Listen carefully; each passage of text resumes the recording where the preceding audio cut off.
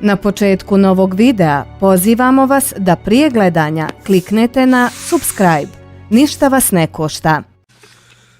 Poštovani potpredsjedniče, ministre, zastupnice, zastupnici, više je od puke podudarnosti, pa će sretna je okolnost da o ovoj interpelaciji raspravljamo 29. studenoga ili novembra u simboličkom ozračju jugoslavenske jajačko-avnojevske baštine iz koje su porođeni i s kojom su nadahnuti ova interpelacija i njezini predlagatelji. Prvo pitanje koje se postavlja, čime je ova besmislena interpelacija motivirana? Iz naslova zbrkanog i nemuštog obrazloženja motivirana je navodno učestalom zloporabom pozdrava "Za dom spremni". No iz sadržaja proizlazi da je motivirana isključivo zakonito postavljenim jasenovačkim spomen obilježjem poginulim pripadnicima HOS-a koje je, kao što je opće poznato, davno uklonjeno, točnije na poticaj Vlade magistra Andreja Plenkovića premješteno na lokaciju Trokut Novska. Ovim takozvanim premještanjem, osim kunktatorskog značaja Plenkovićeve Vlade i politike, tek je dodatno potvrđena zakonitost inkriminiranog simbola i grba HOS-a, uključujući njegova sastavnog dijela pozdrava "Za dom spremni". Prema tome, postavljanje ovog spomen obilježja više ne može poslužiti kao bilo kakav povod za podnošenje saborske interpelacije. Drugoga povoda niti ima, niti može biti. Takozvana učestala zloporaba pozdrava "Za dom spremni" je uobrazilja podnositelja interpelacije i dijela društvenih, medijskih i akademskih te intelektualnih agitatora s takozvane ljevice, pa je besmisleno raspravljati o bilo čijoj fantaziji koja nema uporišta u zbilji. Kada je riječ o povijesnom znakovlju, ideološkoj ikonografiji, proteklih mjeseci mogli smo čitati isključivo o javnom isticanju sovjetskih i komunističkih obilježja poput srpa čekića i crvene zvijezde petokrake na različitim marginalnim društvenim okupljanjima na kojima su sudjelovali ili ih organizirali među ostalom istaknuti članovi partije podnositeljice ove interpelacije, pa nikome razumnom nije palo na pamet s time zlostavljati hrvatsku javnost, širiti moralnu paniku ili podnositi saborske interpelacije. Ovu današnju besmislenu 29. novembarsku saborsku raspravu začela je prije nekoliko dana nepozvana i ničim izazvana pučka pravobraniteljica koja je mimo svoje nadležnosti i bilo kakvih intelektualnih kompetencija drznula se u duhu predsjednice općinskog komiteta SUBNOR-a ili referentice za ono i DSZ javnosti docirati o tome što je to fašizam, što je to antifašizam, drznula se dijeliti kvazi historiografske lekcije o Drugom svjetskom ratu te takozvanim krivim ili takozvanim pravim stranama, ne znajući o tome naravno ništa osim jeftinih ideoloških floskula. Kada bi vladina većina u ovom Saboru držala do dostojanstva hrvatskog naroda i države te do dostojanstva dužnosti i ustanove pučkog pravobranitelja, još jučer bi bio pokrenut postupak razrješenja poštovane gospođe, čime bi joj se omogućio nastavak karijere u dva moguća smjera, sukladno njezinim historiografskim ili političkim ambicijama.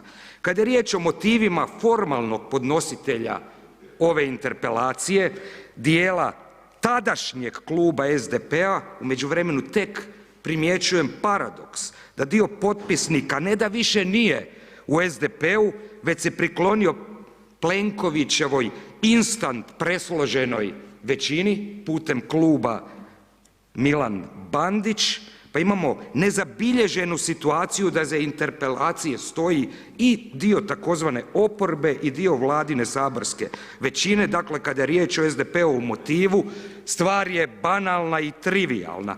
Katastrofalno stanje jedne suvišne i nepotrebne stranke koja je ionako oživljena iz mrtvih u ljeto 1992.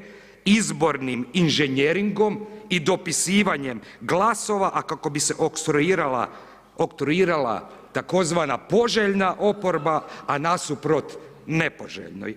Kao neovisni za Hrvatsku ne želimo niti imamo potrebu ulaziti u historiografsku raspravu niti o ustaškom pokretu, niti o pozdravu za dom spremni, niti o jugoslavenskom komunizmu, jer smo o tome za razliku od mnogih ili većine sve jasno rekli, a kao pojedinci i u sklopu svojih građanskih profesija kao povjesničari pisali u svojim knjigama i radovima.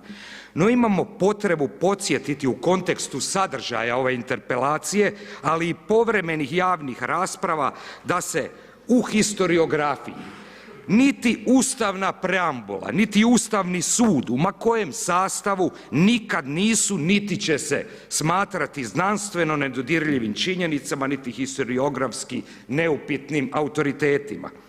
Kada je riječ o preambuli, točnije izvorišnim osnovama Ustava, bez obzira što ih same po sebi držimo nepotrebnim, koje u tom obliku valja ukloniti pri prvom sljedećem ustavnopravnom zahvatu zbog javnosti i stalnih interpretativnih manipulacija, pa i u ovoj interpelaciji želimo jasno reći ono što sam rekao i na početku ulaska u hrvatsku politiku, kada sam 2016. godine prvi put u životu ušao u ovu zgradu, a što mi je nametnuto kao magnum crimen te korišteno kao toljaga za političku egzekuciju. Dakle, opetujem, u ustavno-pravnom smislu moderna Hrvatska država, neovisna Republika Hrvatska nije utemeljena na bilo kakvom antifašizmu.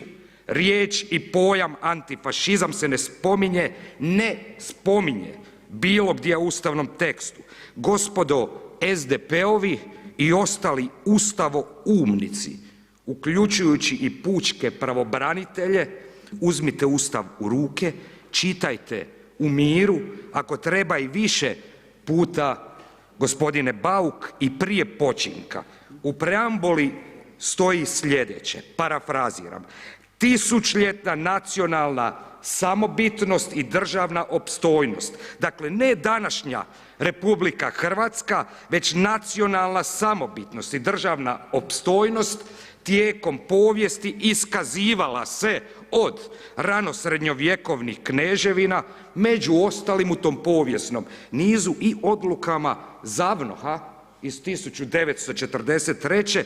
proglašenim nasuprot nezavisnoj državi Hrvatskoj, što nema nikakvo vrijednosno obilježje, već predstavlja tek konstatiranje notorne povijesne činjenice da su odluke ZAVNOH-a proglašene nasuprot nezavisnoj državi Hrvatskoj, a ne nasuprot Burkini Faso, ni manje ni više. Ako baš hoćete, što god bilo tko od nas misli o nezavisnoj državi Hrvatskoj, u ustavnom tekstu uopće se ne izriče bilo kakav činjenični vrijednost ili bilo koji drugi sud i ocjena, niti nezavisne države Hrvatske, niti okolnosti njezina nastanka i sloma, niti njezina pravnog poretka. Ako želimo bilo što saznati o nezavisnoj državi Hrvatskoj, o Ustavu, o tome nećemo naći niti slova. Dakle, nema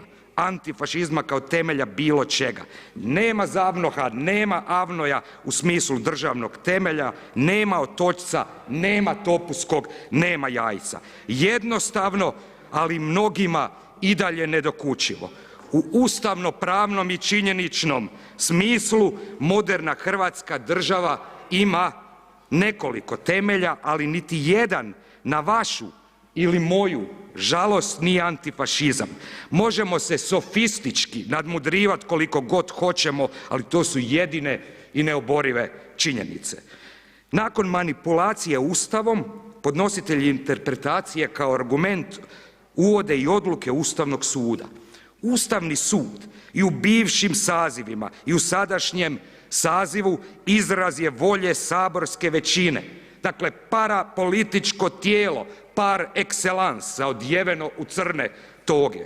Podnositeljima interpelacije, među kojima su i pravnici, pa će i jedan bivši ministar pravosuđa, očigledno nije jasno da Ustavni sud nije pravosudno tijelo, a kamoli, citiram, najviši sud u državi, nego sudište sui generis koje u mnogim državama uopće niti ne postoji.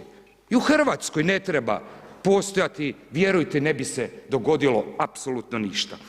Ipak, sigurni smo da se javno sjeća političkih manevara i ucjena koje su dovele do toga da u sadašnjem sazivu Ustavnog suda sjede primjerice takvi vrhunski pravni i akademski autoriteti poput ljudi koji su bili istaknuti dužnosnici upravo stranke podnositeljice interpelacije Leko, Antičević, Marinović, Arlović, bardovi hrvatske pravne misli. Nemamo potrebe podsjećati ni na koje kakve glasine koje se povezuju s pojedine suce tog sudišta, ali i dijelovi njihove mudrosti koji se citiraju u interpelaciji pokazuju svu historiografsku i sociološko-politološku nedoraslost toga tijela.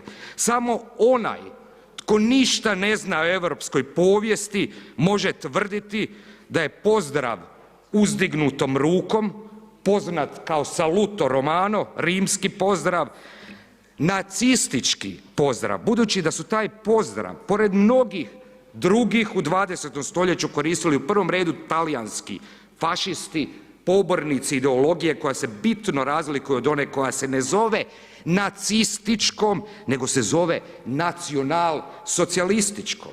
Naime, nije dobro kad se ovaj atribut socijalistički, dakle kada ga izostavljaju ljudi koji su većinom bili pripadnici koje kakovi socijalističkih i komunističkih organizacija, jer se može pomisliti da time možda i ne demonstriraju samo vlastito neznanje, nego i skrivaju i dio vlastite prošlosti.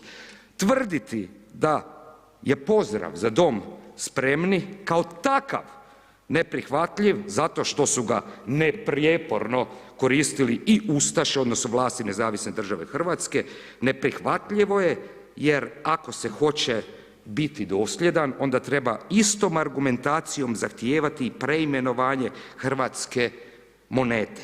Pa će i s više razloga. "Za dom spremni" nije nikakav, to sam jasno rekao, prastari paleohrvatski pozdrav, ali se je znao koristiti i prije Nezavisne države Hrvatske.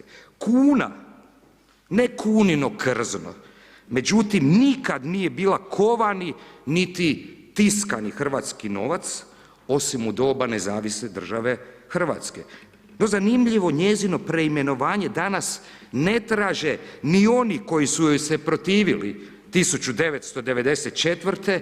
u vrijeme njezina uvođenja, jer su sasvim zadovoljni kad svoje srebrnjake dobiju baš u hrvatskim kunama.